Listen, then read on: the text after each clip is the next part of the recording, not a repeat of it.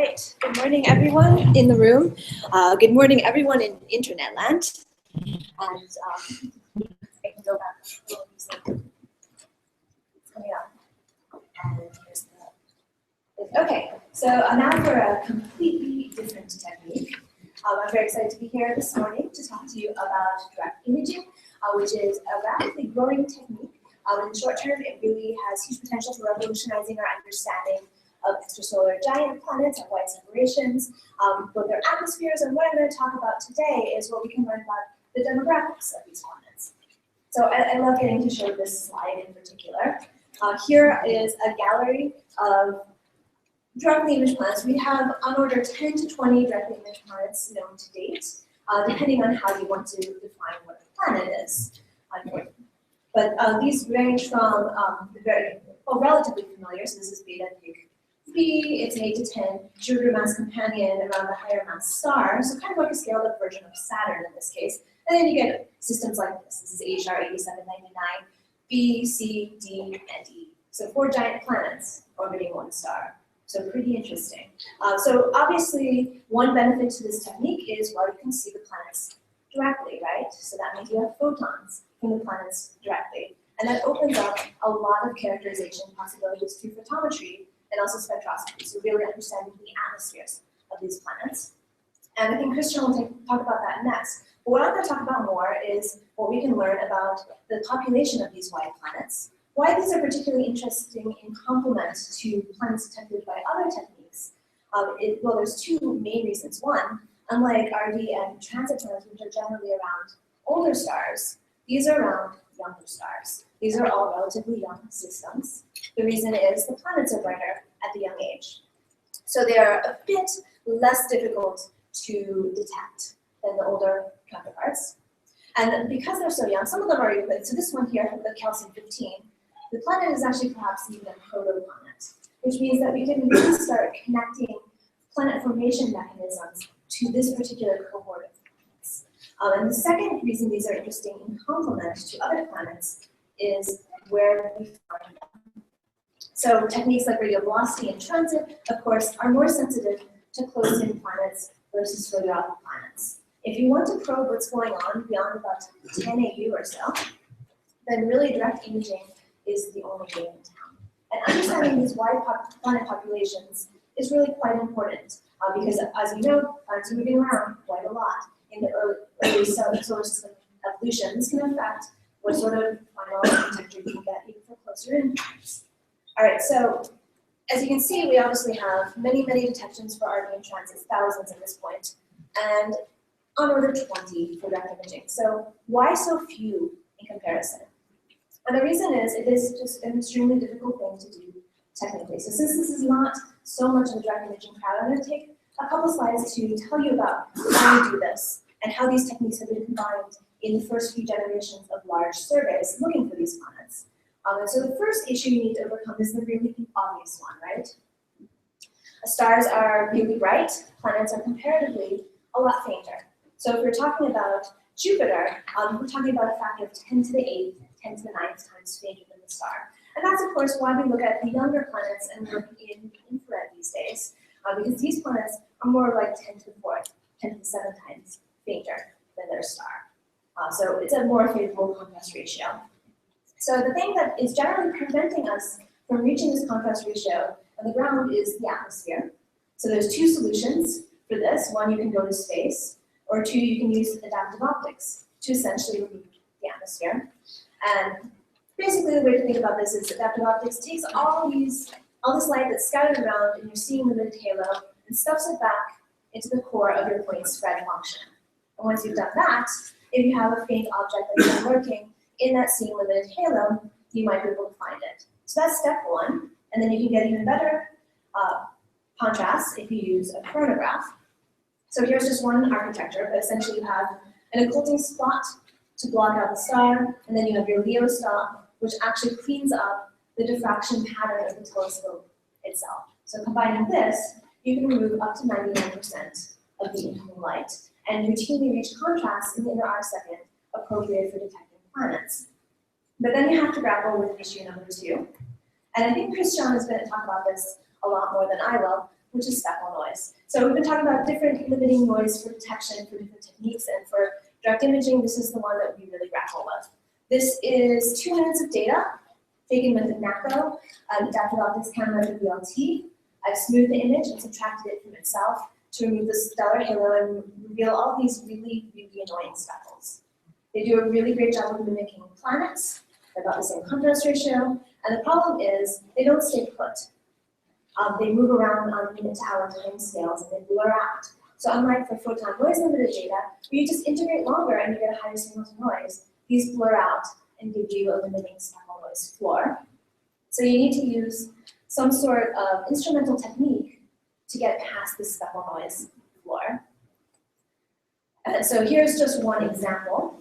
Feel free to watch either side of this movie. It's a dual channel imager. When we turn the rotator off, we let the field rotate on the sky. And you can see this background star moves with parallactic angle in the sky, and these speckles wobble about. So this is a way to decorrelate real objects from speckles. And starting from here, you can use all sorts of techniques to really beat down the speckle noise. I'm not going to go into that. I think Christian will in the next talk in a lot more detail.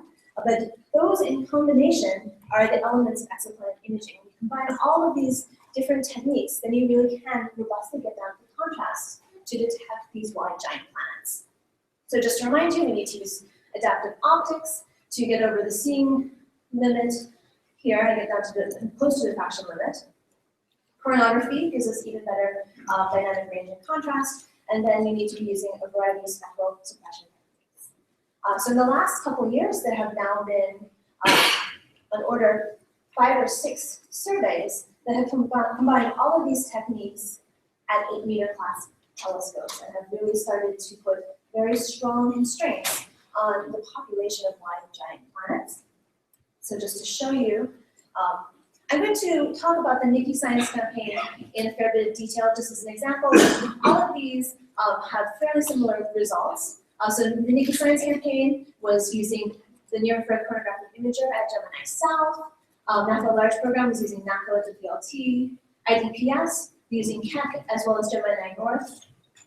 SEEDS is using Haichao at Subaru. PALMS is mostly Subaru as well. LEACH is using the LBT and is actually the only one that's in the mid-infrared. But all of these have sample sizes of about 100 to 300 stars and are reaching contrasts of about 12 magnitudes or better in the inner arc second. And again, are putting very strong constraints on planets. So when I talk about planets and starting getting into science, I usually like to classify it into 2 sorts of questions. The first, of course, is the physical properties of the planets themselves. And direct imaging in particular tells us a lot about atmospheric properties. But these large surveys in general, a lot of the scientific yield from them is much more understanding the architecture of these systems, whether or not you detect planets in your particular survey. So again, the survey I'm going to use as an example for this is the Gemini NICI Planet Finding Survey. This was a survey that ran from 2008 to 2012 at Gemini South with NICI, the near-infrared chronographic imager. And this was the first custom-built planet-finding imaging camera to come online. So it was very much a Pathfinder survey, and some of the lessons learned have been very important for future surveys as well. So this is the typical contrast that we achieve.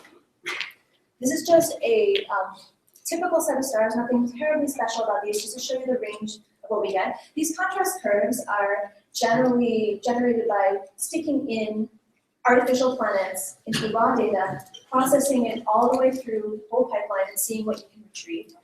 And in general, at 1 arc second, we get median contrast of about 10 to the 5th. So this particular survey looked at about 230 stars.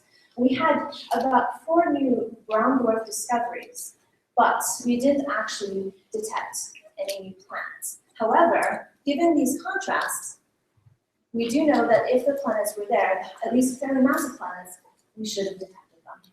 So we can convert from contrast to mass sensitivity. To do this, we are combining a variety of different information sources. We have the contrast curves. If I wander from the microphone this way. Can you still hear me okay? No? Okay. I think I have to put this up. It's driving me nuts not to be able to walk around a little bit. Okay, can you hear me okay now? Yes. Excellent.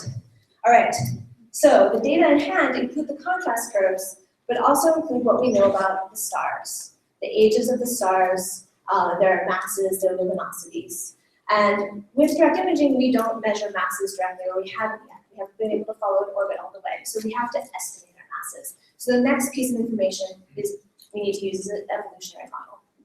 But combining all of this, we can then essentially convert our contrasts, our measured contrasts, into the minimum detectable mass of an object that we can find. So this is for 78 stars from the larger survey.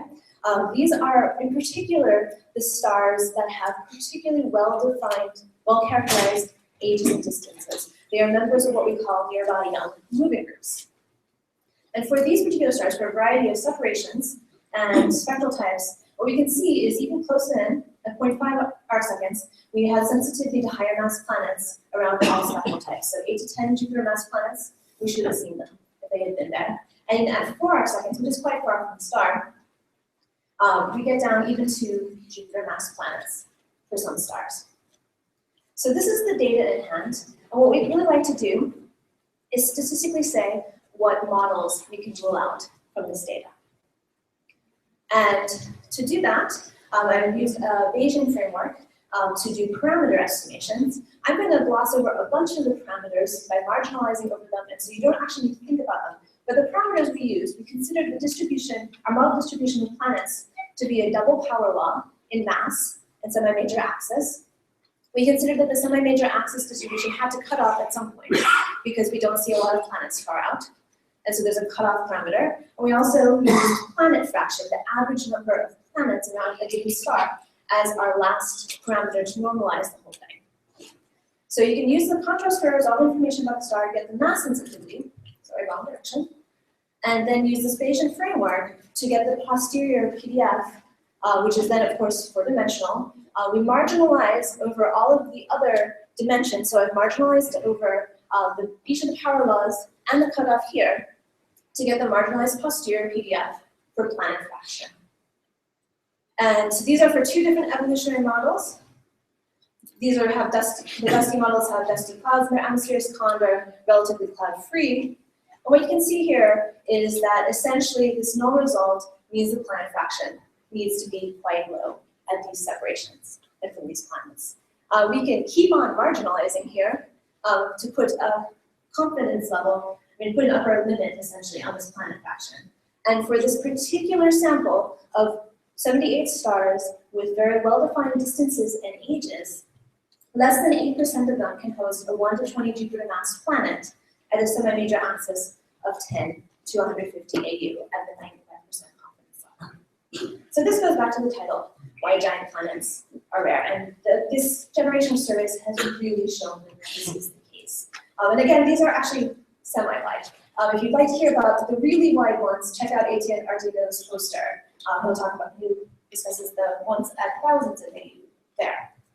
Okay, so if you look at the entire campaign sample, we can then put even stronger constraints. So this is actually a Monte Carlo analysis here of completeness for the survey in terms of semi-major axis and mass. And this contour here is where, from the null result, we limit planet fraction to be 5% or less based on a 277 star sample, which was about 230 stars, Mickey, and 50 additional stars. So inside this contour, the limit put by the entire campaign is that fewer than 5% of stars can have a gas giant planet with a mass greater than 4 Jupiter masses at 18 to 530. So this is the current state of the art from these recently completed surveys. But this is actually a really exciting time in direct imaging in general. In particular, because in the last 2 years, we've had 4 new planet finding cameras come online. And these are custom cameras with all the bells and whistles, essentially. So that's Sphere, the VLT, G5, the Gemini Planet Imager at Gemini, Project 1640 at Palomar, and Skexeo at Subaru. These are all extreme AO photographs, and Sphere, GPI, Project 1640 already also have IFS, integral field spectrographs, so they can do spectroscopy of planets immediately. Skexio, they're building one for this right now as well. So I think the next few years are going to be particularly transformative in this field as we see results from using instruments.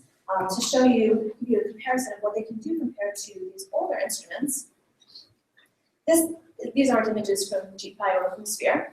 This is a Niki image of the circumsolar disk around HR 4796. You see this very lovely ring until you get down into this speckly mess region right here. And this is the discovery image of Beta Pig B. So this is an 8 to 10 Jupiter mass planet, about 8 to 10 maybe from its star. And this took at least an hour to produce on sky to produce this image. So here is the view with GPI and Sphere. Yeah, so this disk you can see way closer in now, and it really almost is complete. Beta Pig B, it doesn't actually look all that spectacularly better until you take into account that this is about a 10 minute worth of data here, compared to an hour. So these are going to really open up some very interesting new parameter space in terms of imaging planets. And I'm going to talk about what we're expecting to find with some of the big surveys of the instruments. So the survey I'm going to use as an example here is NIRSUR, which isn't actually an acronym. It stands for Near Infrared Survey with Sphere and VLT. There's a similar survey ongoing with GPI, called GPIs. NIRSUR started in February 2015. And ahead of NIRSUR, we did a number of simulated surveys to try to see what we'd expect to find. All right, so these are Monte Carlo simulations.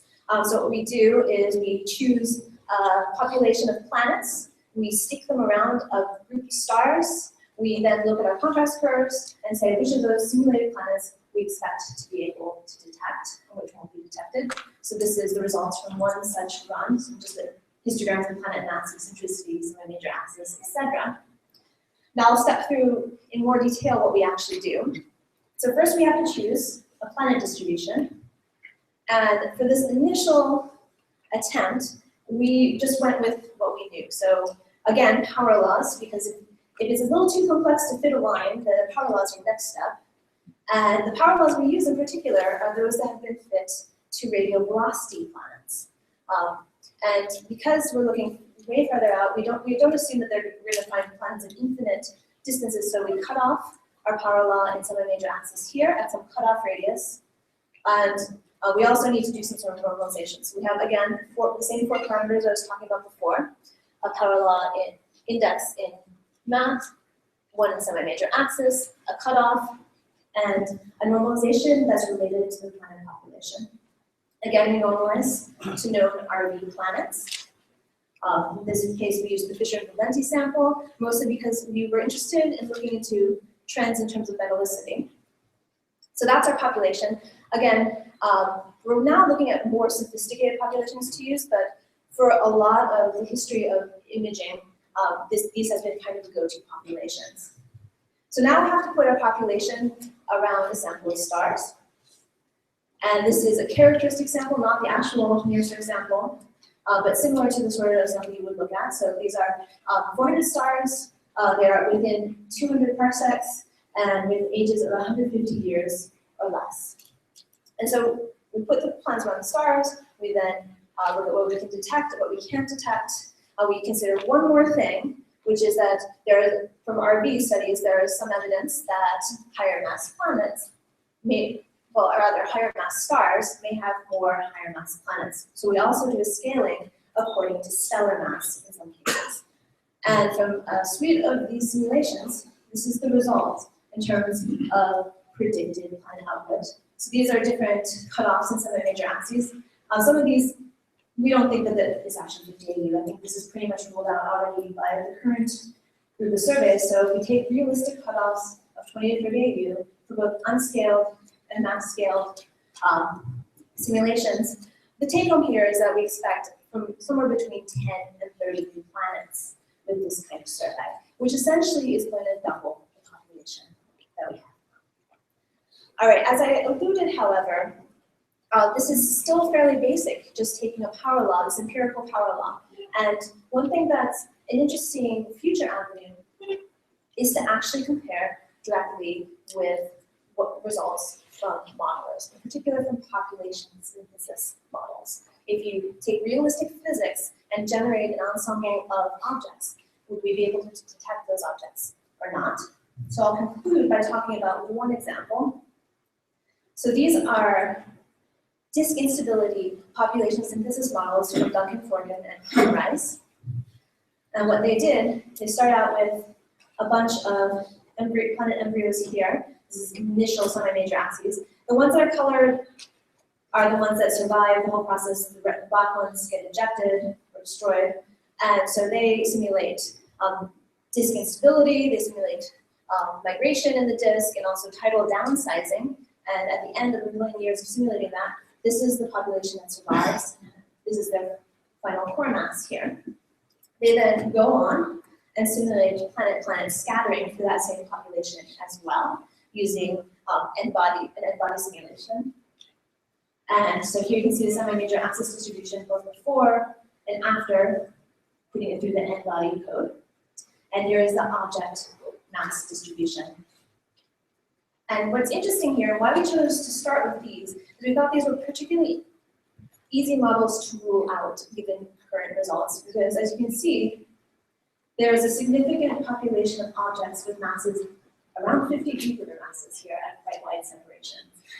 As you know, wide giant exoplanets are relatively rare, so we wanted to see could we completely rule out at what level could we rule out this kind of disk instability model that puts a lot of objects, massive objects, fairly far out. So we did the same sort of thing, where we stuck this population of planets around a population of stars, and then looked at what we could detect. And here's the result, just as a bunch of semi-major axis and object mass. These have not been scattered. This is after scattering. The lighter your point is, the more likely we are to detect it. And what you can see qualitatively is that we really should be able to rule out the existence of many objects at these sorts of distance. Now, the tricky thing here is we need to connect this to the actual star. And this is just some arbitrary number of objects that came out of the simulation. And we need one more parameter to connect this with something like planet frequency. Or in this case, we're going to connect it with the percentage of stars that host a planetary system. So essentially, we know this produces a lot of things out here. We know we don't find a lot of things out here. If we have a number on how few objects we find, we want to be able to say what percentage of stars can host this sort of planetary system and what can't. So we simply kind of run the same sort of simulation, but add in this percentage. So this is if 1% of stars host a planetary system of 1 to 5 planets. And in this case, running it through our full survey, we'd expect 2 to 3 planets, up to 10.5%, in which case we'd expect 50 to 55 planets. We can then compare this with, in this case, a simulated survey. But let's say we have a survey where we detected 5 planets in total. We can then compare this 5-planet detection with whatever, essentially the expectation value for whatever percentage of stars with planetary systems. And in this case, for the 5-planet detection, we expect this fraction of planetary systems to be around 5%. So we should be able to put a very strong constraint on this in this next generation of surveys. All right, I think that is pretty much what I wanted to say. So I will put up a conclusion slide. There really is. Here's the big conclusion. And it's in the title of the talk as well. Hot start gas giant planets, separations of greater than about 10 AU are really quite rare.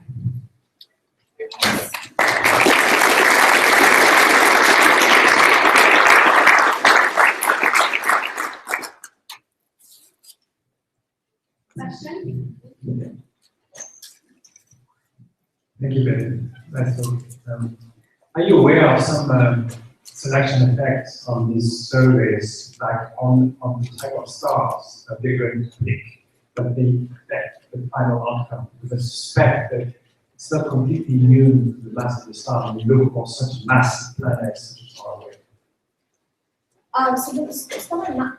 Okay, certainly the data on the star is super important in terms of constraining the mass of light. I would say, in terms of that sort of selection effect, probably the thing that would affect us the most is the age. So much of what we're saying really comes down to the age. The younger a star is, the more likely we are to detect more mass planets. So that's one reason we look at these good stars in particular. They have particularly good ages. But for instance, M stars can be really tricky because it can have a lot of indications of youth, but still M stars last forever. So that I think would probably be the largest of those selection effects.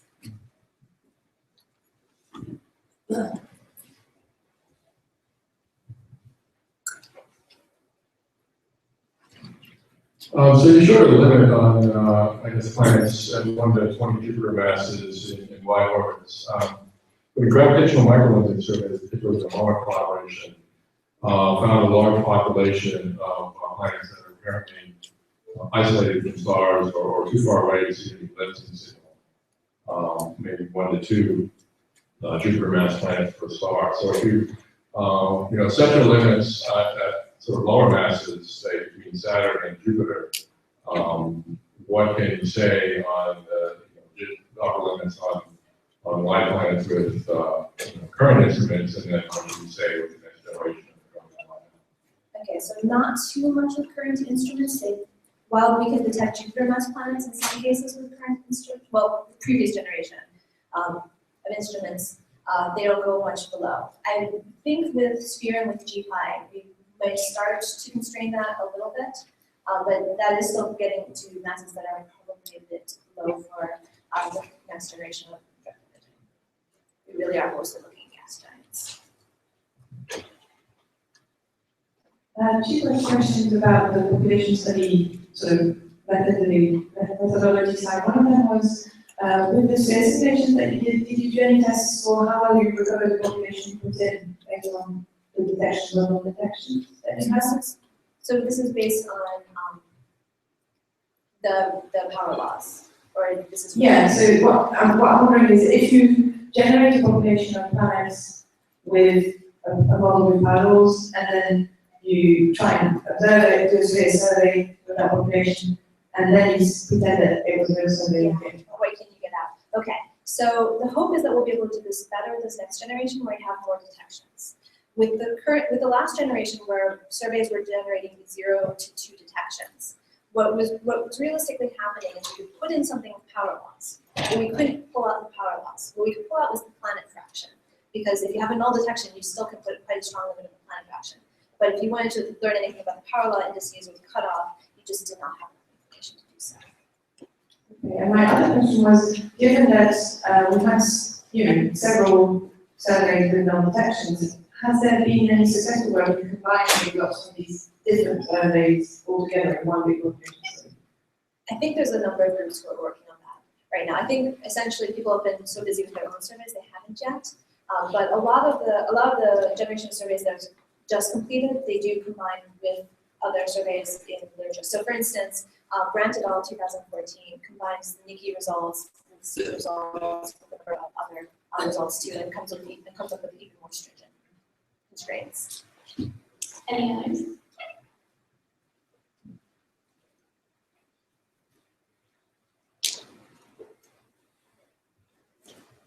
Yeah, thank you for your presentation. But when you introduced the detection techniques, I'm afraid that you omit the very important one, that is photogrammetry.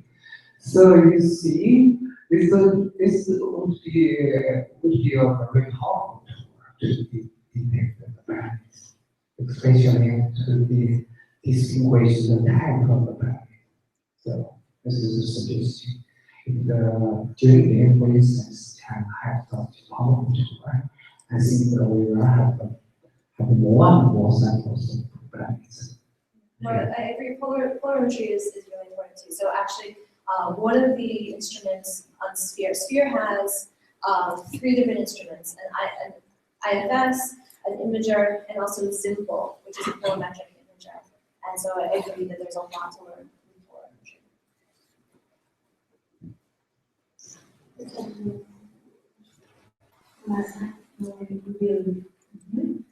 Thank you, Beth.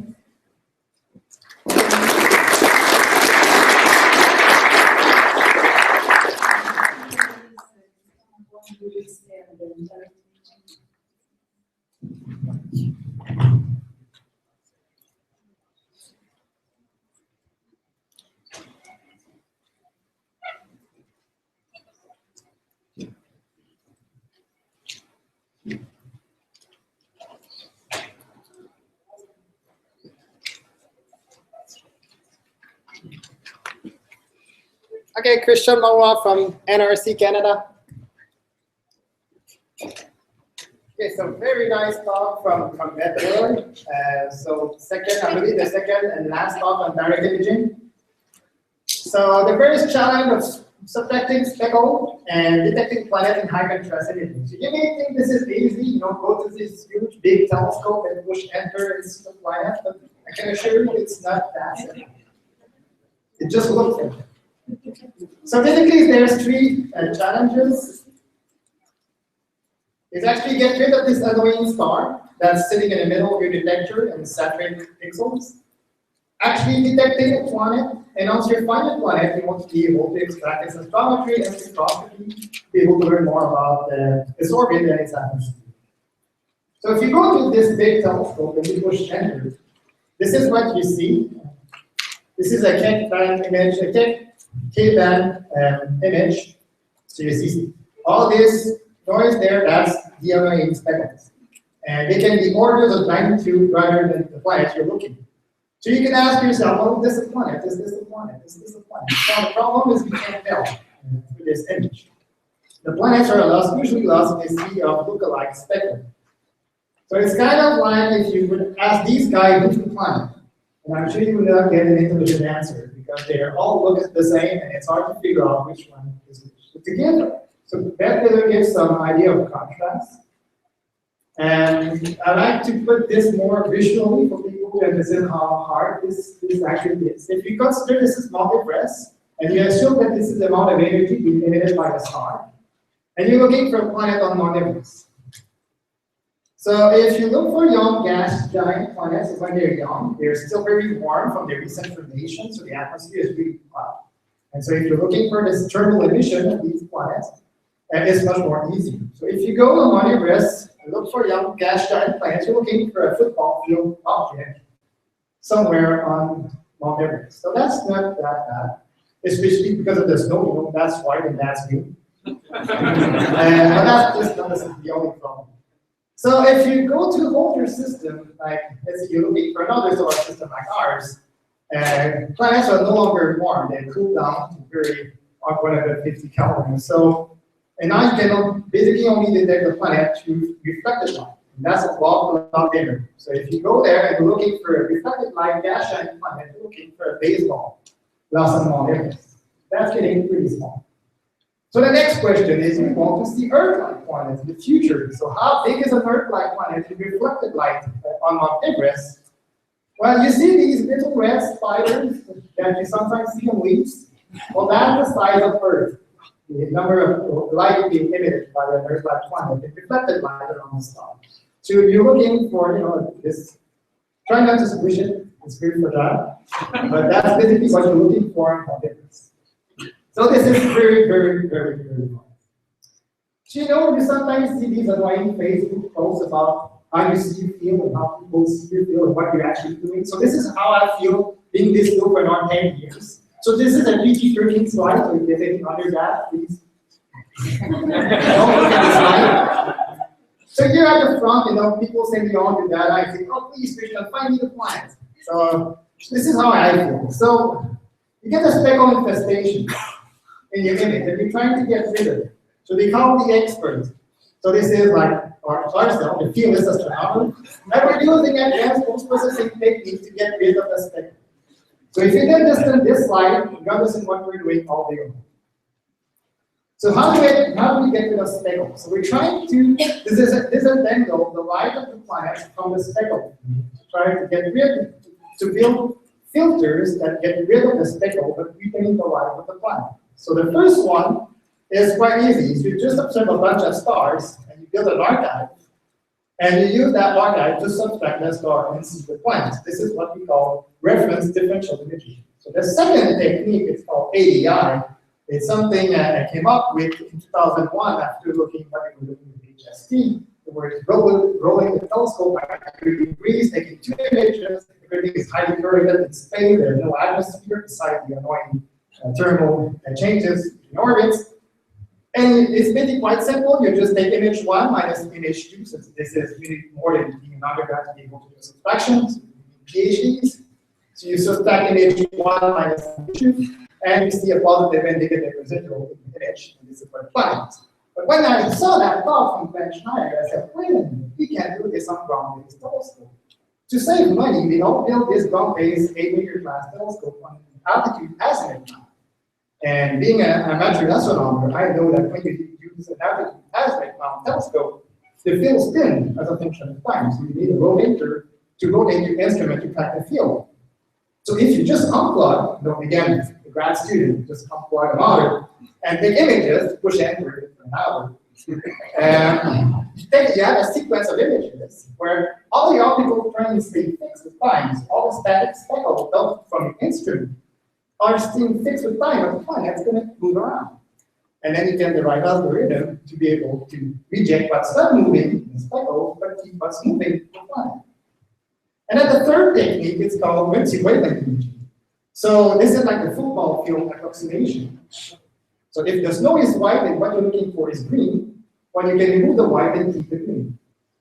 So if your planet has a molecular feature in the atmosphere, it has absorptions that it's not present on the star, you can build a subtraction. If you take images simultaneously at these two bands, you can get rid of the star, but you take some light from the planet, helping you to see the planets again in speckle field.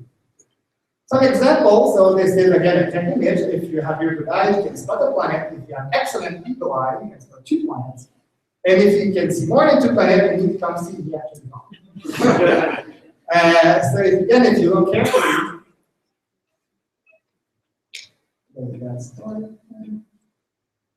so you can see 1 planet just there, it's slowly spinning, so the speckle field is fixed, the planet is there. If you look carefully, you see another one that's there.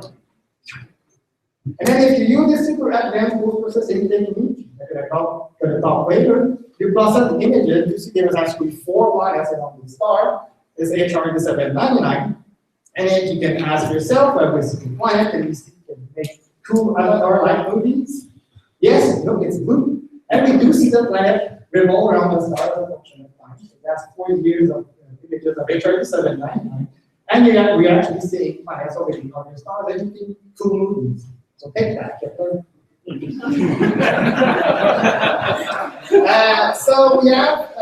So now we have this cool instrument, Axir and GPI. So these are GPI images. So this is $30 million instrument. So you see a speckle field again. You see these are going through a data queue. So multi-wavelength images, different images of different colors and acquired simultaneously. You see this big butterfly. This is the adaptive optics system that's trying to read the atmosphere, but there's a 1 millisecond lag between the measurement and the correction. So that's producing these huge residual light from the atmosphere. You see these 4 spots. These are what are called the calibration spots, or the Marois spot from the paper that we wrote in 2006. They're used because the problem is you get rid of the star to see the planets, but when you see the planet, you want to know where the star is, but you get rid of it. That's a problem. So you put in a diffraction grating in your instrument to produce fake copies of the star, so you can calibrate your images. So to get rid of the speckle, you spatially scale the images to align all the speckles, and all this is listed. The detector, the projector is helpful. But you see the speckles are, if you spatially scale the images, are very static, and a planet in that image would move radially. So you can subtract speckles and keep track of each one. So you do that. This is the GPI instrument that generates. So you start with that, you end with that, and when it works, well, the team is pretty happy. Because it is the 10 years of their life, $30 million of public company, and it works. So the history, so I'll go very quickly over the history of data processing. So it first started with roll subtraction with HST, and Ben Schneider and all papers about subtracting images with HST. Started this field So Beth said that it is the first instrument designed from scratch of the planet. That's not true. There were others. The first one on 8-meter telescope, but there were other instruments before on 4-meter class telescope. And it was my PhD thesis back in 2001. Built a Trident camera with Andy Guayon that's in the room, and other people in Montreal, where we designed an instrument that doesn't wavelength images to do Speckles subtraction. So taking images of different colors, making a subtraction, it didn't work, but still, it was an instrument designed for doing that. Spectral deconvolution is basically, it's our paper with just more wavelengths, that's 4 and 4, and some people are using it back today. The ADI technique from our paper, but also Matthew did something very similar again independently. And then a very major breakthrough with David Lafinier's paper in Montreal, designing a least-square framework. I'm going to talk later about this, how to process the images more efficiently to get better contrast. Then some Dan Artigo, that's in the room. And also the Wiki team had also specified a processing technique to do SDI and ADI at the same time, so processing images with both technique. I came up with the Suzuki algorithm back in 2010. Again, modifying all the scheme, how to do this. There's a matrix inversion at some point, and how you do this matrix inversion, you need to be careful with noise propagation. So that's what we started looking into. Again, modify algorithm to try to get some biases out and get the flux of planet better on the density. Again, everybody's writing these least-square algorithms now and having different names. But overall, they're all the same algorithm. They're all least-square. They're all linear process. We used to make the CLIP algorithm, which now uses a PCA approach. It's very similar to what we were using with the SVD convert. Pinpoint, a very nice one that that's very similar to Suzy, using an SVD. It's built in Python and it's freely available. I'm not sure if there's any ads like Google, but it's freely available. If you want to download it to the Python archive, Tinkery has also very similar algorithm. And also I came up with the TLOKey algorithm, the template, where you could put in a spectrum of what you're looking for to optimize subtraction.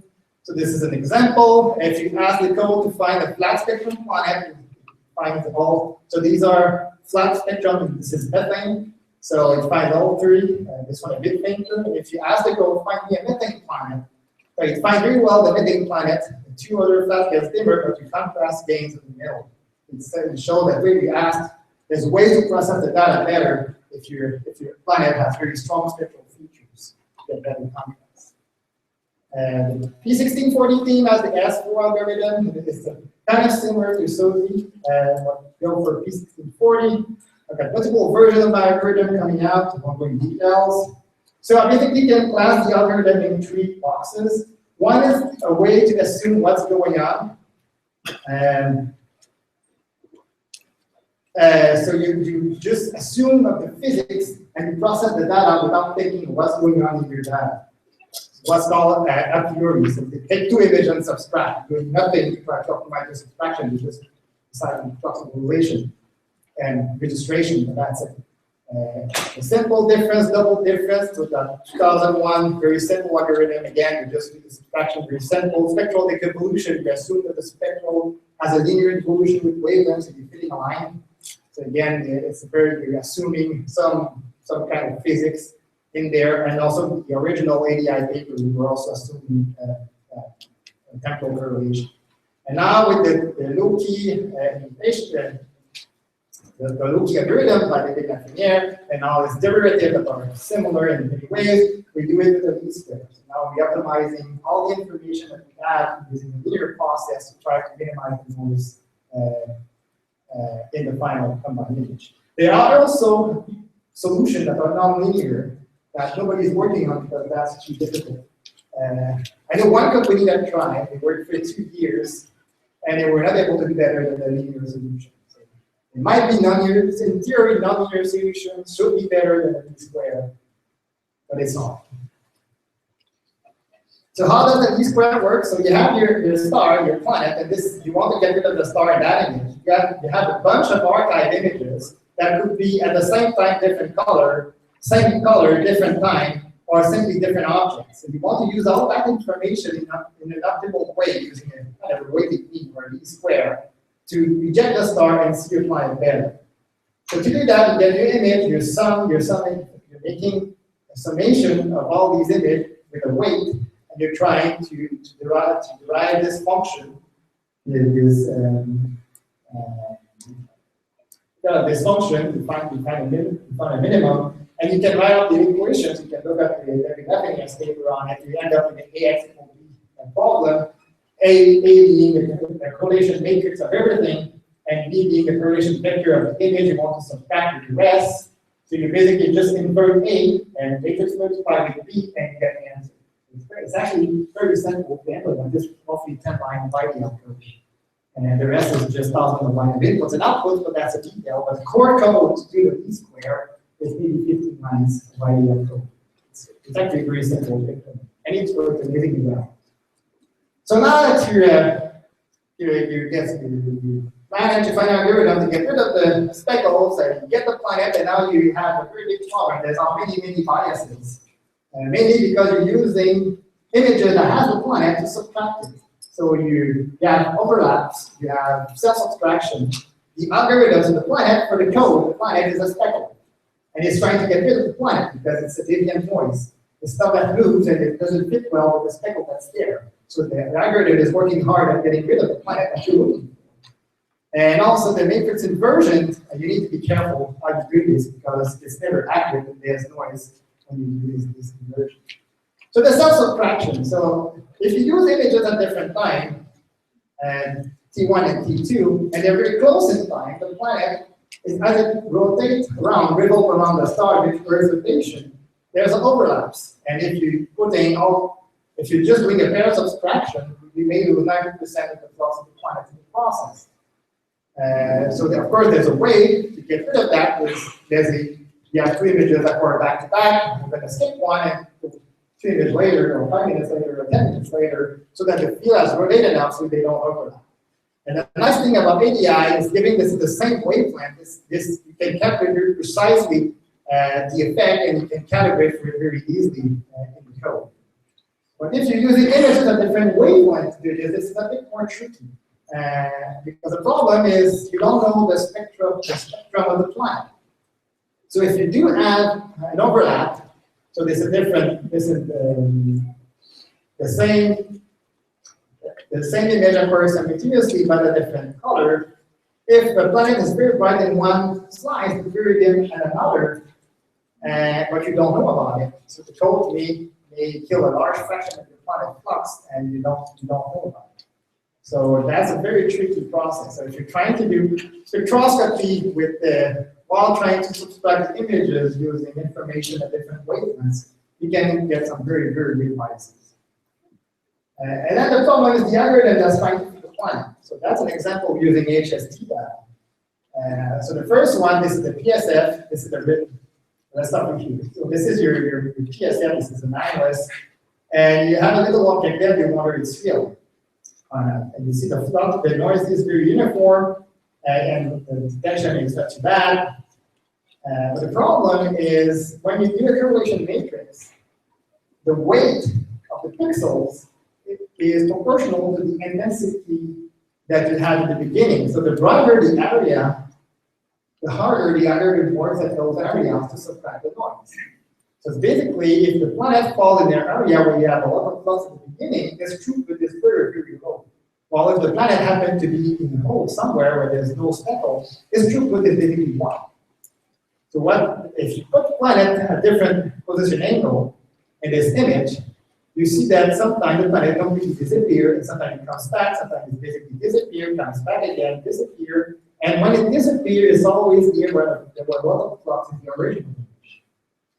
So even if this is a very flat image, the throughput of a planet is not uniform with the location. And to me, this is extremely dangerous. And a lot of people are using this approach currently in their data processing, and I think it's very tricky. And they may say, I added a big planet to normalize the contrast. But if the planet has seen a different average light in the original image, meaning that its throughput is different, so you're getting the wrong magnitude, the wrong contrast in the end. So there's a way around that, is to do subtraction with mass to ensure that that every pixel in the final image is never being considered, is never part of the correlation matrix that you use to derive the least square. And if you do that here, now you see the planet that you put in, the exact same planet is much wider, because then the algorithm is no longer trying to kill the planet. So now the transmission is uniform, but what's being non-uniform is the noise. Because where you have more flux here, you get more flux in the final image. So the throughput is uniform, but now the noise is non-uniform. And I think that's a much better situation, because now you understand what's going on. If you don't see a planet, it's because you see a lot of noise. So that's the idea behind the masking technique. So you use what we have, an optimization zone, so an area here in that box, but then you mask the center. So you derive the least square in that box, but you apply the result inside that box that was never part of the least square. And then you move that around for all azimuth and all separation, and then you build your final image with a subtraction technique that the pixel that you're seeing were never part of the least square. And then the final bias is the matrix inversion. So if you basically have a huge multi-gigabyte archive of thousands of images, and you try to invert that, it's going to be a huge mess. Especially if there's a lot of images in that archive that are uncorrelated with what you're trying to subtract. So that's a known problem. If you talk to the robotics people, it's a very known problems. Matrix inversion are a pain. If there's something, if you're, instead of using all the images, if you carefully select the best one that are the most correlated with the image that you're trying to subtract, you're gaining, when you try to do this matrix inversion, you're gain quite a bit in performance. Here for HST images, again, it's at a 99. The gain was a factor of 10 close in. So a large gain that can be achieved. Skip that time. So now we're trying to, so you did your subtraction, and now you wonder, well, where's the planet? Is there a planet in my final? Because that everybody has the $10 question at the end is, did I find a planet? So again, I have a very nice problem for you guys to understand how this works. So you're trying to catch a final planet in your final image. So this is your planet, okay? And this is you, the astronomers, and you're wondering if there's a planet in your image. So you need tools to analyze the image to figure out where's the planet, and of course, that's algorithm for catching moving exoplanets. So there's various challenges in trying to do that. First of all, we don't have Gaussian statistics in the end, usually. The speckle looks like planet. So again, even if you do all this processing, all this abstraction, all the speckles at the end, after all, to gain in contrast, are looking like planets. The noise is non-Gaussian. It's also, the noise is spatially variable, doesn't have the same amplitude everywhere. And also you can have small number statistics. But overall, if you just look at your image, the brain is actually pretty good at finding this planet. So for non-Gaussian noise, that's been known for quite some time. So Goodman has some nice work in his book in 1968. He used to pick that up in 2004 and derive all the recent distribution statistics. I did some analysis back in 2006. They gave me some of my CFHT data and show, well, if you look here, this is the probability density, some densities in sigma. The dotted line is Gaussian, and what we're seeing is what we call Gaussian, so that it has a much brighter tail and positive sign.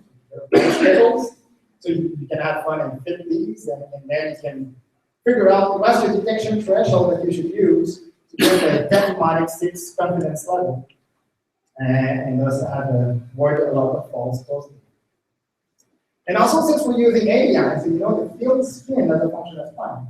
So when you finish subtracting all of your individual images, you need to rotate them, put the north off, and then you need to combine all the images. When you're doing that, you have to be summing different position of the noise at each location. So from the central limit theorem, the noise should become Gaussian the more you're adding images, the more you're adding independent visualization of noise, and we do see that in our images. So this is again an example where you start with different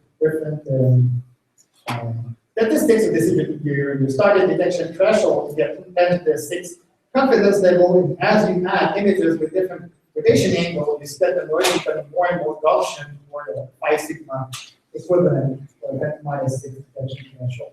So the central limit theorem works confirmed on static. And now the noise is spatially variable. So you see this big butterfly pattern. So if you look at our file image, you see that the noise is more dominated in that area here than over here.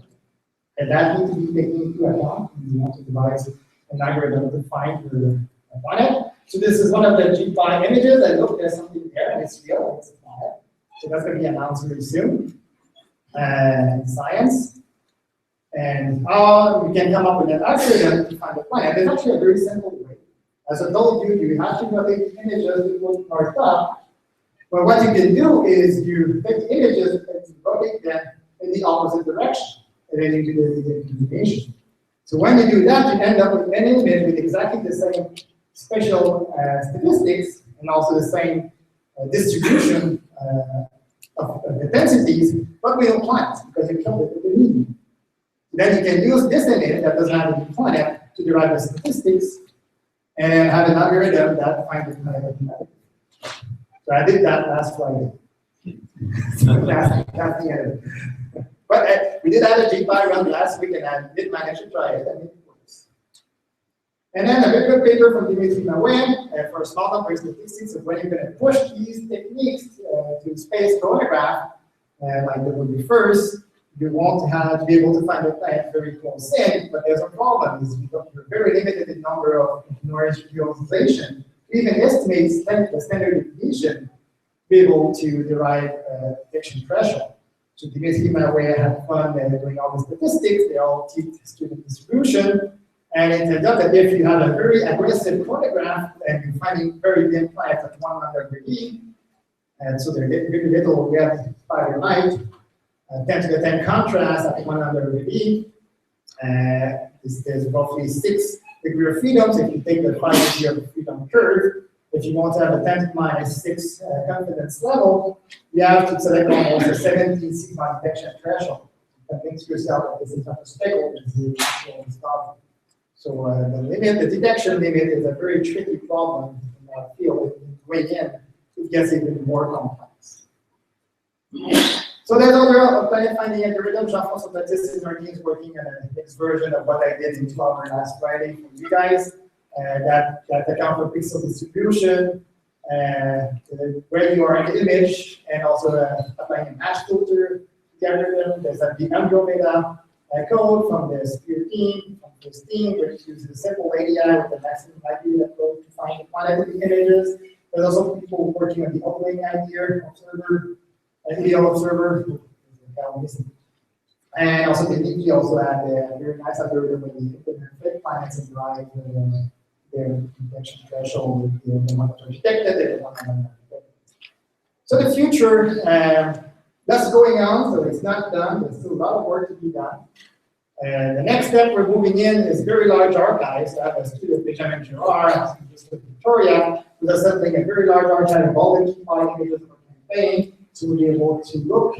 So every time you take an image of a G5, you'll be able to query a multi-gigabyte archive and pick up the images that are most similar to GPS subtraction. This could be done also for space. Telescope and Jupiter first, and HSD and others. We're not the only one. The Space Telescope team also working on something like that. Also moving all the code to a supercomputer grid. So in Canada, we have the CAN4 architecture. So we have one student at UVic that started migrating all the G5 pipeline into a 500 core supercomputer for very fast reduction analysis. Trying to have a code that self-optimizes itself so you can bring code and keep chips while the code works. And tell stories of the telescope while getting the pipeline running. Automatic planet finding and image statistics that's ongoing. And again, pushing all of this to the Earth-like planet detection and characterization for future space drawing. So, PSF subtraction. So Eric Ford said yesterday at the very last line of his talk that direct imaging surveys are just starting. Direct imaging surveys have been ongoing for probably 20 years, even before the transit research happened. I'm not sure about that. It's basically started in 1994, 1995. And PS subtraction really gets started in the 2000s. A lot of, so basically the guy didn't hear about it because we didn't find the planet, like that's what we said, what situation. So we burned thousands of hours of telescope time. It took 8 to 12 years to find the first one around the star. And the algorithm got, the observing technique got a lot better with time processing technique using the least-square. We're doing a lot of work to try to get rid of the biases, again, because the images we are using to get rid of the star, the speckle from the star, are eating up some part of the planet flux. We need to account for that when doing spectroscopy and astrometry. And now we're moving on to planet imaging, detection, and we have a lot of new tools coming in, so we're really on track to have people forget about Kepler and take real images and spectroscopy of our live planet around the nearest star. Thank you very much.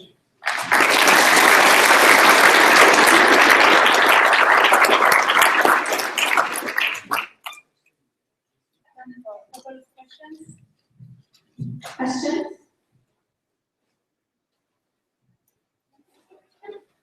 Okay.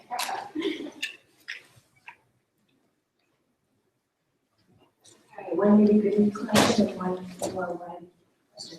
Do you think, so you showed with the mask how you can deal with the issue that the sun is different in different parts of the image. What do you think about negative big planet subtraction as a solution to that problem? So people will just kind of stick in planets at different position angles and say, okay, that's the same, and it's not. But another option is to stick in a highly physical negative planet at your position. Yeah, that's one of the things I presented back in my Suzuki 2010 paper is once you find a planet, you can subtract it in your archive and have better images. But you still need to know where the planet is to find that. So I think that's a problem. And the second problem is you need to know the planet intensity to be able to do that. In the raw image, what you have is the planet intensity is a final subtracted image. And you're not sure how real these are. Because if you have a lot of overlap, basically what you're getting is the derivative of the flux as a function of wavelength rather than actually flux as a function of wavelength. So it's very hard to converge. I spent weeks trying to get this to convert the two data, and I never managed to convince myself that it always converge. I guess the other question is, so the advent of ADI and all of the different processing techniques connected, it's really kind of a paradigm shift in this field. Do you think we're going to be continuing with the same ADI paradigm, or do you see any big paradigm shifts? Well, I think for ground base, it's going to stick to that for some time, but there are very cool new techniques that's better. Well, it's getting slowly implemented in the telescope. It's what's called the correlation differential division, where you can use the DM to move around and kill speckles. Basically, use the co-events of the light, the speckle, the star, to identify a speckle, and you can kill it with a different one to see the planet. So I think that's going to be the next step. But of course, using that technique doesn't prevent you from using all the other techniques.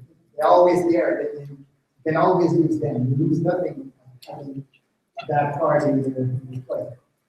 So I think the more technique you have, the better.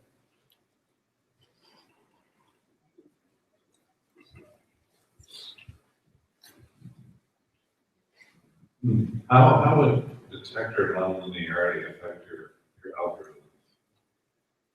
That's a very good question. So how the detector nonlinearity affect the subtraction? So the good thing is we're always using the same integration time. So assuming that the weather conditions stay the same, the flux of the pixel should only deviate slightly from one image to the other. So if it's nonlinear to start with, it should be nonlinear for the entire sequence. In terms of the planet, if you're in the nonlinear regime, that could be a problem. But since the detection are all around 5 to 10 sigma, and we're well within 11 to 10% nonlinearities from our detectors, that's still negligible in terms of affecting the planet's phenomena. But overall, it should be a problem. So do you linearize the data from array? And in G5, yes, it has been done.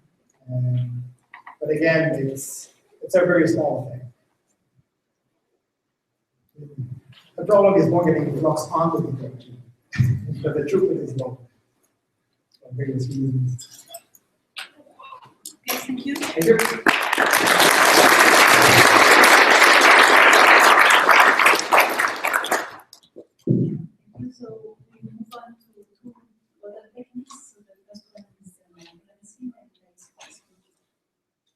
I'm Daisuke Suzuki from University of Notre Dame, working with David Bennett. So compared to the direct imaging technique,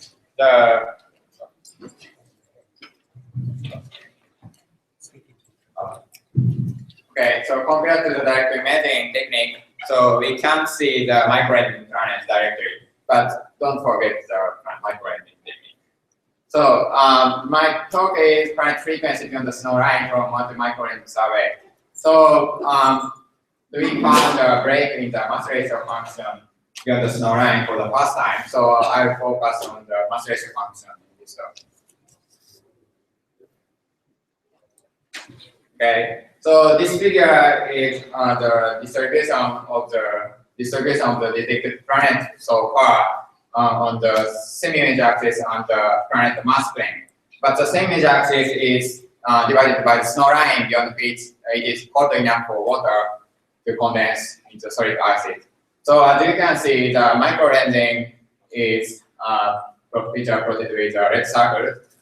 The microlensing planets are mostly located just beyond the snow line. So microlensing method is very sensitive to the planet in this region, which is most efficient planet birthplace. So and also the other detection method is they are not sensitive to the small planet in this region. So each detection of the microlensing planet is very important.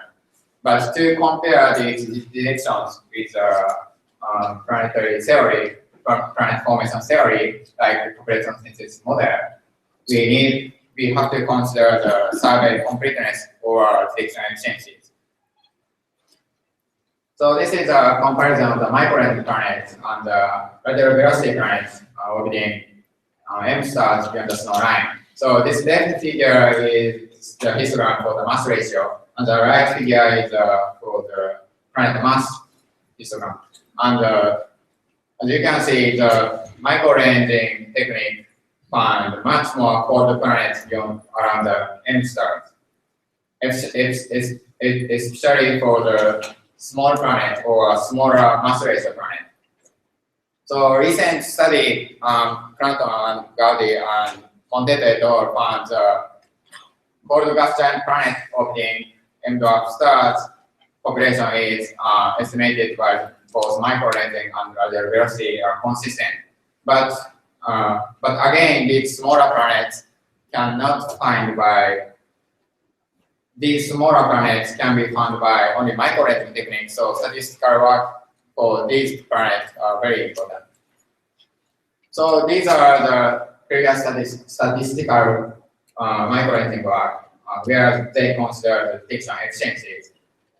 So Sumi et al. Found the slope for the mass ratio function using the first 10 microlensing planets.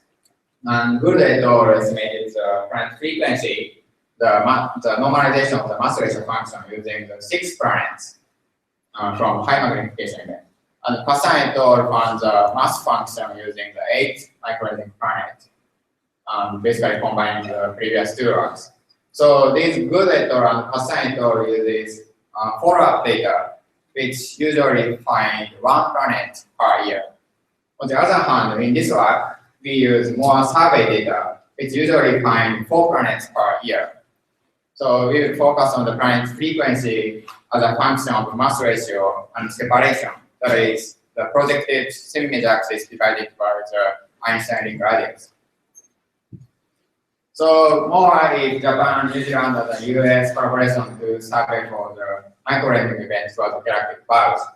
So MOA-II is the second phase of MOA group using the dedicated 1.8 meter telescope with 2.2 square degrees field of view at the Mansion Observatory in New Zealand.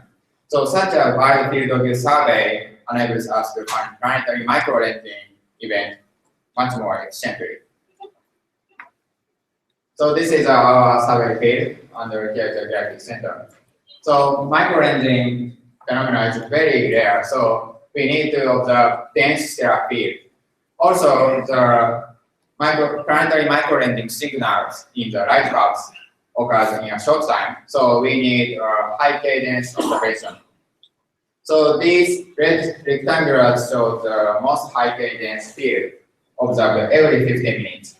And using this survey strategy, the MOA survey find 600 microlensing events every year. And in this work, we use 3,300 microlensing events in the first 6 years. Okay, so to estimate the planet frequency, we have to construct a sample of well-defined single-length and planetary length event. So we remove the non-microlength event, such as CVs or moving object, and we also reject the event with insufficient data points using the rejection criteria. Then we set our detection threshold to detect deviation in the light paths due to the stellar binary or planetary companion. And if the chi-square improvement is rather than 100 for the binary length model compared to the single length model, the companion object is detected. And then if the mass ratio of the companion object is smaller than 0.03, then the planet is detected. Otherwise, we remove the event as a stellar binary event. And for this detection, we use only MOA survey data. And for this characterization, we use all available data including the follow-up data. And the remaining events is 1,472 events, including 22 planetary events and 1 ambiguous event, which could be planetary or stellar binary event. So these are the examples of the light paths of the planetary events in our analysis. So usually the planetary anomalies are identified in real time, but 4 planetary events in this work were not identified in the real time. So this left event is a high magnification planetary event with a faint source star. So we can't see the primary magnification well. So this event was not recognized as a planetary event in real time. And the right figure is this is also a high magnification event. And the peak has a deviation from the single length model. But unfortunately, this event was totally forgotten by the microlensing community. But in this work, these events are recovered by the systematic analysis. So these are included. And this is an ambiguous event, which could be planetary or stellar binary. So this is a light bulb, and the peak is here. And the peak is perturbed by the stellar binary or planetary companion. So actually, the planetary model is better by the delta chi-square 18. So we included this event by weighting the number of the detection using this delta chi-square. Okay, so to estimate the planet frequency, we need to calculate the detection efficiencies in each microlensing light paths. So what we are doing is to inject the planet signals in the real light paths. So the detection efficiency is depending on the mass ratio and the planet position on the sky, which is described by separation and angle from the length axis, and data quality and angular source star radius compared to the angular Einstein radius. So we simulate these parameters and we define the detection efficiencies given separation at given mass ratio as a fraction of the detection within all angles. Okay, so this is a distribution of our 23 planets on the separation and mass ratio plane.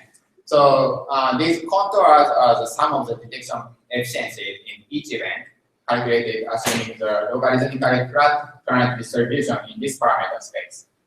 So these open circles are the high magnification events, which are usually suffer from the separation degeneracy. But more than half of our planets are in the found in the low magnification event. So these low magnification events contribute to the planet frequency as a function of separation. Okay, let's see the mass ratio distribution of our planet. So this black histogram is observed distribution, and this looks logarithmically flat, almost flat to the down to 3 times 10 to minus 5, and the red histogram is efficiency corrected distribution, considering the Poisson noise. And these arrows are upper limit of 1 sigma, this 2 sigma. And we fit this efficiency corrected distribution with a broken power law and find the best fit model using the maximum likelihood. So this best fit model shows the break in the mass ratio function is at 1.6 times 10 to minus 4. And this is almost Neptune mass if the primary star is M dwarf star. So this is a likelihood for the model parameters. So we define the planet frequency as a number of the planet around the star, mass ratio index, and separation index. And we apply the double power law for the mass ratio and separation. And previous microlink studies assumed the slope for the separation is logarithmically flat. But our best fit model shows our slope is positive value. This means the wider planet is more common. But still, it is consistent with the flat distribution in the 1 sigma uncertainty. So this is the planet frequency as a function of same major axis divided by the snow line. So this slope is corresponding to the slope on the separation. And these microlensing results are plotted assuming the typical microlensing planet is located at 3 times the snow line. And our result is consistent with the previous microlensing result good vector, but factor 2 smaller. And also our result is consistent with the RV result coming vector. But we should note the microlensing result is mainly for M-type star, but coming vector result is for solar type star. So if this slope is applicable to the low mass stars, we could describe planet frequency as a single power law inside to outside the snow line. And again, this is a broken power of mass function we found, but this time we compare it with other prediction, other results. So our result is compared to the previous microlensing result. Our result is a little bit lower, and the slope is steeper. Okay, and these plot result of the radial velocity. And Mayer and Howard vector and Cumming vector, these are the solar type stars. But Bonfield vector and Montet vector and Johnson vector, these 3 are results for M-type stars, so we can compare. And Johnson vector, for the planet in the Johnson vector is a little bit closer to the host star compared to the microlensing result. But these Bonfield and Montet vector, their parameter space are almost the same as the microlensing, so we can compare. As we can see, our mass ratio function is consistent with these RV results.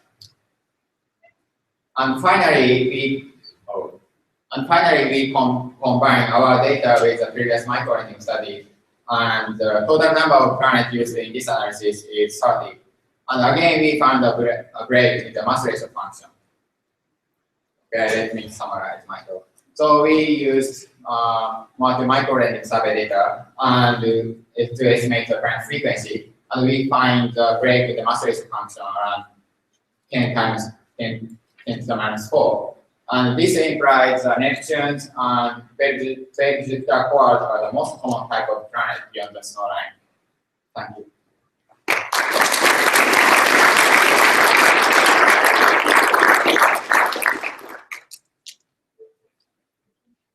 Questions?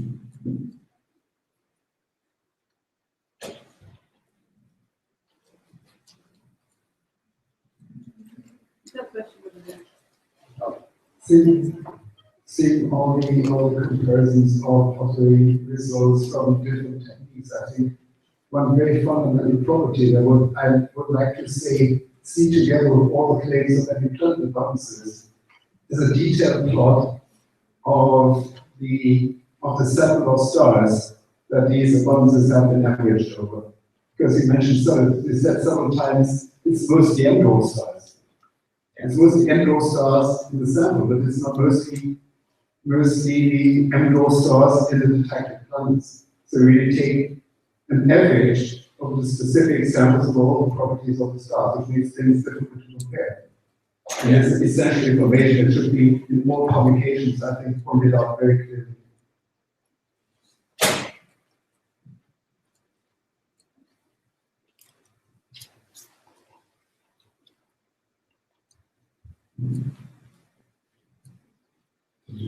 Did you find any multi-planet systems?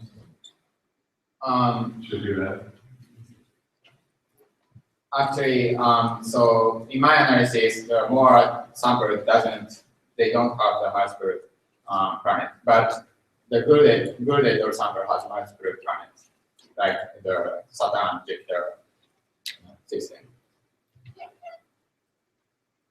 Any others? Thank you.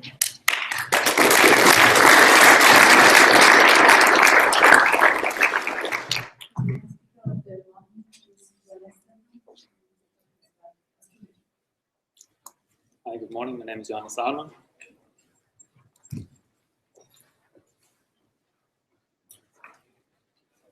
Coming up, yeah. Good morning. I will speak about how we can use astrometry to discover and characterize exosolar planets. So when you compare astrometry with the other exoplanet detection techniques, there's a couple of differences that are worth pointing out. The first one is that in astrometry we measure the position of the total center of the star that we observe.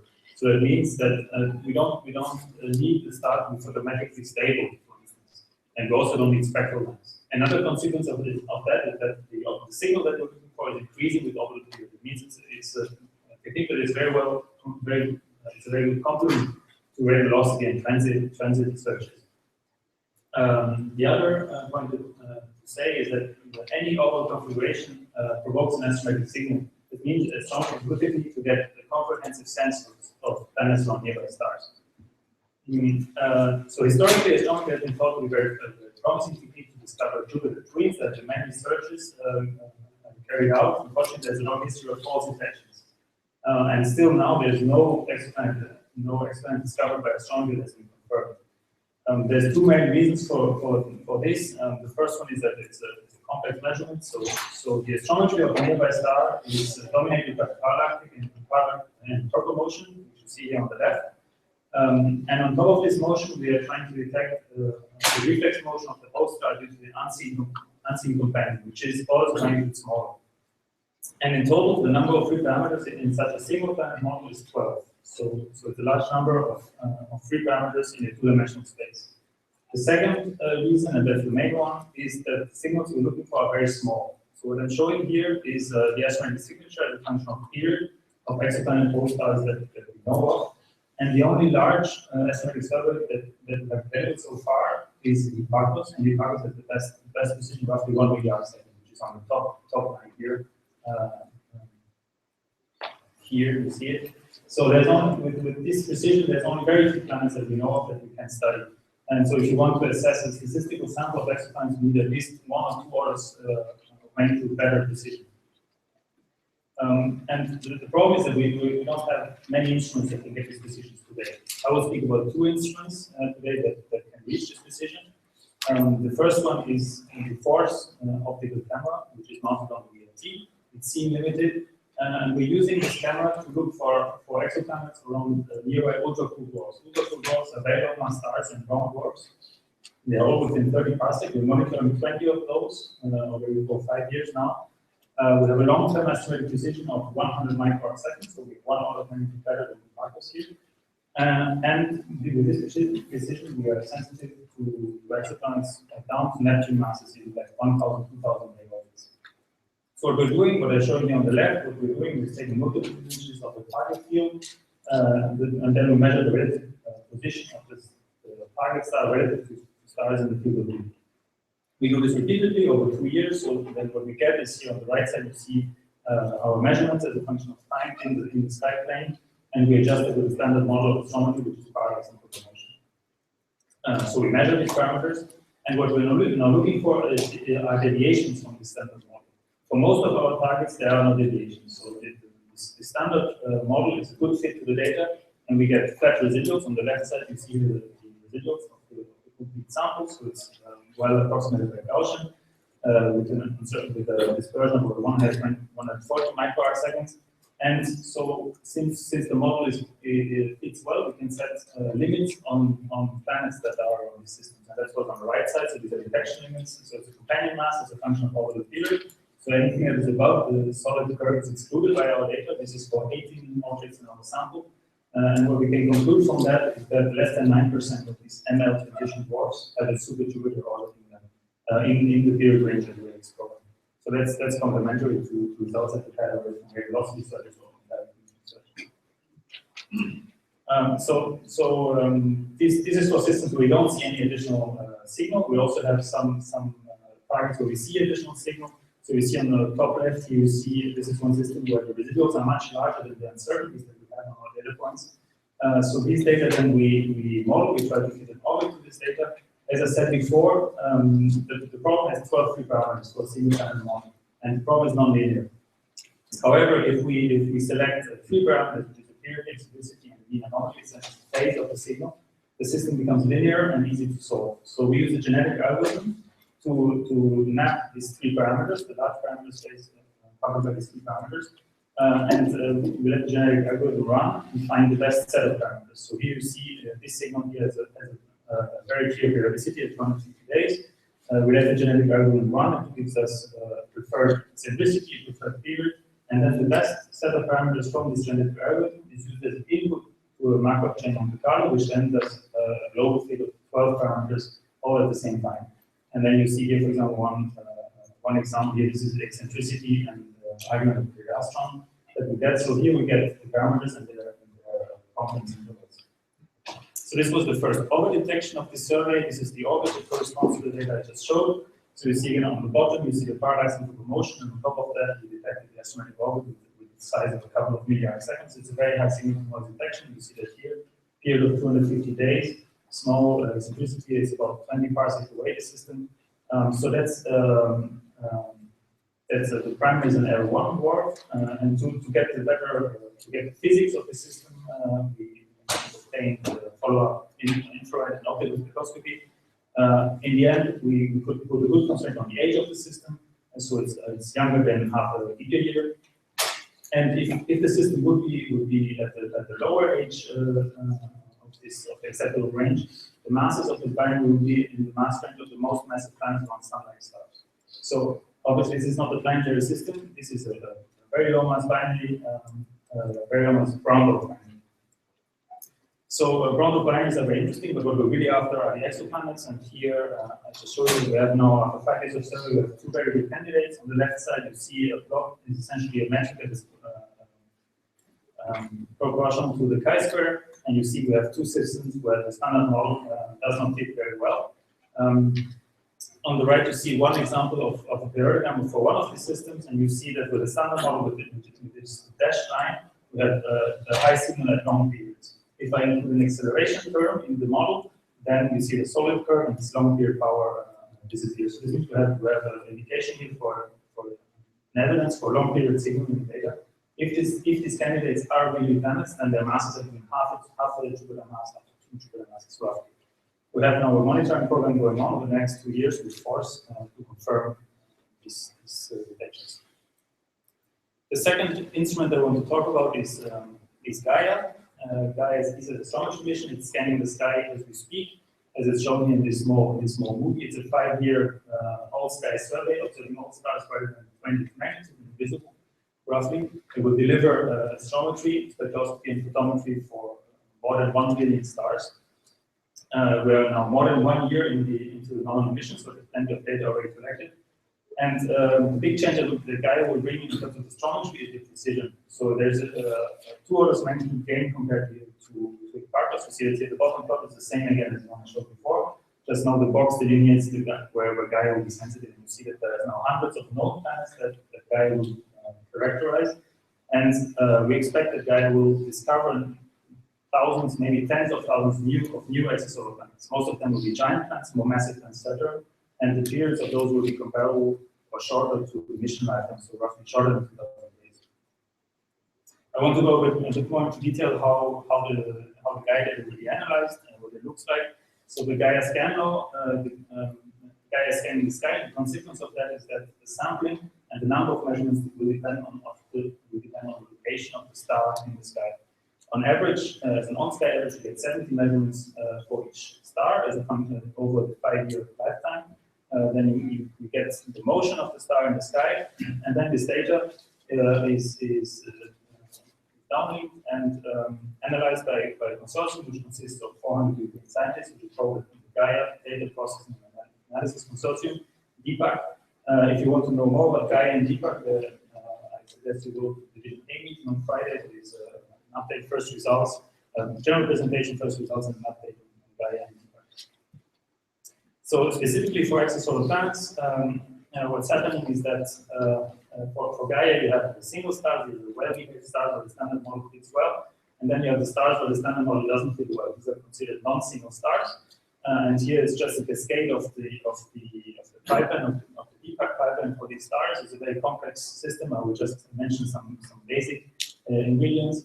So if the standard model doesn't fit, we try to fit acceleration models. Essentially, this has been done in a very similar way for Hipparcos already. For a non-single star, we try acceleration models and binary models. So single planet models. If that doesn't fit, we try even to fit multi-planetary models, multi-planetary systems. And because I'm involved in exactly that step, I will show you one more slide on that. So if we have a single planet model that doesn't fit well enough, we will try to fit a two-planet model. One is with an MCMC code, another code is using the genetic algorithm. And it essentially is the same algorithm that I showed you before for the binary, just that it's a Java implementation of the code. So it's a multiple independent comparing solution with the genetic algorithm. We are testing this code on simulated data in a simplified case with only one planet. As I told you, this is Java. So the main difference here is that because this is supposed to run on hundreds, maybe thousands of systems, it has to be fast, so we cannot spend as much time as I did on our binary. So it's a couple of minutes per system. That's what we're aiming for. The test results are good. We get good results with this already, but still we are optimizing the algorithm for accuracy and for speed. So all of this is going on. You can expect the first exoplanet orbits from Gaia data in probably the third data release, which is still a couple of years away, 2017, 2018. Okay, these are my conclusions. So astrometry is about to become an efficient and powerful technique for exosolar planet research. We have now several instruments that can get the necessary precision. I showed you some results from a ground-based survey. There's ongoing multiple dwarfs and some good candidates that we find there. So Gaia will completely change the game in this field, discovering thousands of exosolar planets, and I think it will be a great synergy with the other techniques that we already heard about today.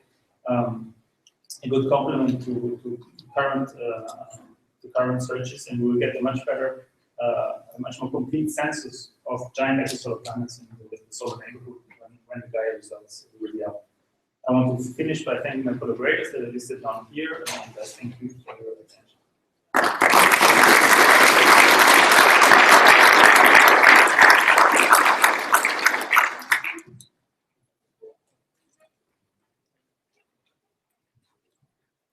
Thanks. Could you give us an update on the astrometric performance that you see on orbit for bright stars that are saturated in Gaia? Those will have the planets most accessible to future imaging missions. So what do you mean by bright stars? So, I mean, the literature on Gaia says that brighter than magnitude 6, they were saturated. And so the question is, have you been able to implement a data analysis strategy that lets you recover the full astrometric performance that you do on fainter stars? Okay, so on these extremely bright stars up to now, the limit is not 6 magnitude, but third magnitude. So up to third magnitude, Gaia is observing these stars autonomously. The ones that are even brighter than that we're certainly in the special mode.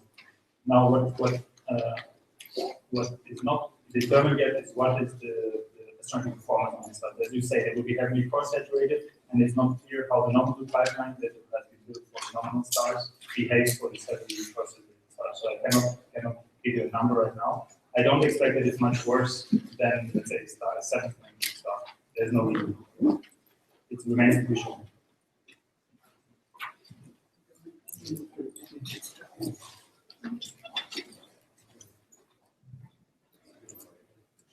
You showed the very nice discovery of the companion star. And I was wondering what the prospects are for improving the mass estimate for both components of this system. Is he already actually most of the orbit covered?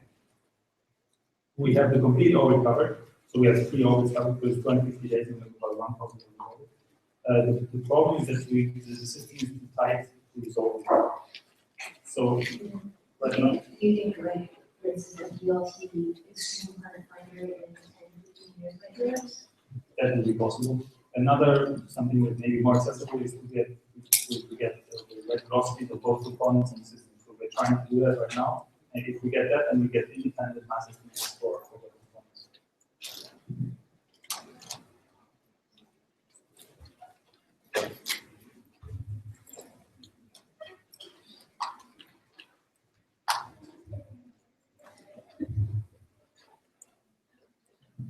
So what are the prospects for extending the dimension beyond 5 years and accessing some longer period of planets? So as far as I know, there is no reason why Gaia could not extend the mission beyond 5 years. I don't know what exactly the prospects are. It's best to go to the meeting on Friday to have more busy. But as far as I know, there's no showstopper. It could well go 10 years, but it's of course difficult to predict. On the exoplanet side, it's clear that having a 10-year mission instead of a 5-year mission will reduce the number of exoplanets significantly. And then thank also. One question. So I'm not here to recon Steve, so I think we have a lot to talk about after this session is over. Just to add some complexity to all of the talks we heard today about the lack of large planets out far. Sort of to go between your talk and Beth's, we've been following about 250 for 16 years now, astrometrically. And thank you for saying the word astrometry in these sessions. And we're not finding anything. So I don't think if Gaia were another 5 years, there's going to be a lot more picked up as far as massive planets are concerned. So what is our next step? We can't get them with imaging yet because they're in too close. And we can't get them with astrometry because they're not there. I guess the rate velocity folks have to plan on a 30-year program because it's the one year stuff. So we're going to need those. It's just.